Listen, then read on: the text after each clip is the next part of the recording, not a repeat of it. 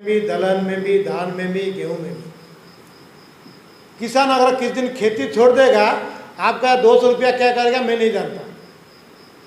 हम भी जब जाते हैं बाजार में, ये बैगन कितना है, 40 रुपया, अरे 30 ले लो ना। हम ये भी करते हैं, हम लाखों कमाते हैं, 2 रुपया वहाँ भी उनके पेट में लात मारते हैं। ये समाज को भी चिंता करना पड़ेगा। अगर किसान किसी दिन खेत छोड़ के, अब तो भाग रहे हैं, कुछ लोग भी कर रहे हैं ज़बरदस्त, क्योंकि हमारा दायित्व है देश की जनता को खिलाना, इसलिए पर्याप्त खिलाया। सबको समझ में आ गया, कोरोना के काल में सब बंद था, ये कैमरा भी बंद था, ये गाड़ियाँ भी बंद थी, रास्ते भी बंद थे, मगर सिर्फ किसान सारी जोखिम उठाते हुए, घर से परिवार का गाली सुनते हुए, क्यों जा रहे हो, हमारे घर के लिए खाने का तो है नहीं, देश को खिलाना है, इसके किसानों ने उपज किया, देश को खिलाया, दुनिया को खिला रहा है। इस विषय को हमको समझना पड़ेगा।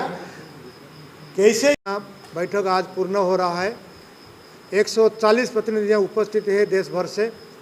हमने मुख्यतः 4 विषय पर यहाँ विषय को आगे किया।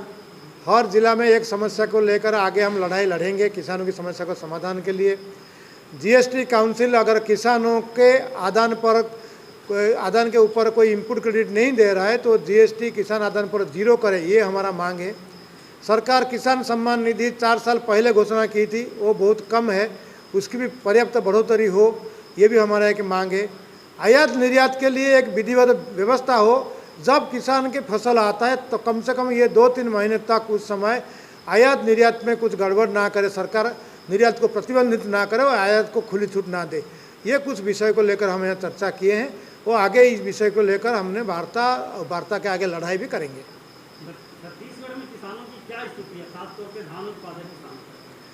छत्तीसगढ़ में धान उत्पादन किसान तो चलो बारिश के आधार पर ज़्यादा खेती होता है, यहाँ अच्छी उपज भी हो रहा है। सरकार ने जो घोषणा किया था उसका कार्यक्रम नहीं हो पा रहा है। सरकार जो बोनस की घोषणा की उसका अगर उसी ढंग से किसान से खरीदारी हो जाए तो किसान को थोड़ा आसान रहेगा। बाकी यहाँ नए फसल भी आ रहे हैं, अभी उसकी भी मार्केटिंग के बारे में सरकार सोचे। यहाँ जनजातीय क्षेत्र बहुत है, जनजातीय किसान के लिए अलग बाजार की व्यवस्था अगर सरकार करे तो वो जो छोटे किसान उनको भी वही तो फायदा मिलेगा। यहाँ जनजातीय क्षेत्र में बहुत औषधीय पेड़ पौधे हैं, उसका मार्केटिंग सरकार, इसको माइनर फॉरेस्ट प्रोडक्ट नहीं है। आज के समय में ये लाखों करोड़ में व्यापार होता है, मगर उसका फ़ायदा जनजातीय क्षेत्र में नहीं जा रहा है, उसका फ़ायदा कोई और ले रहा है।